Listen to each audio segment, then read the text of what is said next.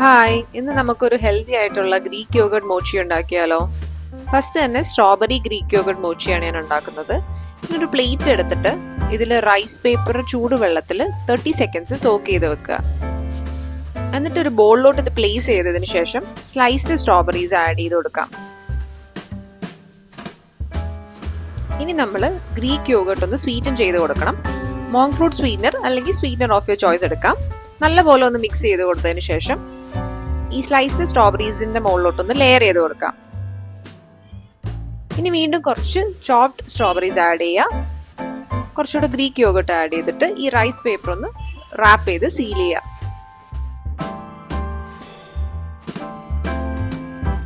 ഇനി ഒരു പ്ലേറ്റില് കോൺഫ്ലോർ എടുത്തിട്ട് നമ്മൾ ഉണ്ടാക്കി വെച്ചിരിക്കുന്ന ഈ മോച്ചി ഒന്ന് ഡസ്റ്റ് ചെയ്ത് കൊടുക്കണം. അത് കഴിഞ്ഞ് ഒരു 3 to 4 hours ഇത് ഫ്രീസ് ചെയ്യണം.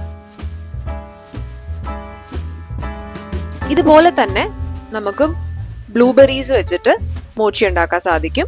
അതിനാദ്യം റൈസ് പേപ്പർ എടുത്തിട്ട് ബ്ലൂബെറീസ് ആഡ് ചെയ്യുക.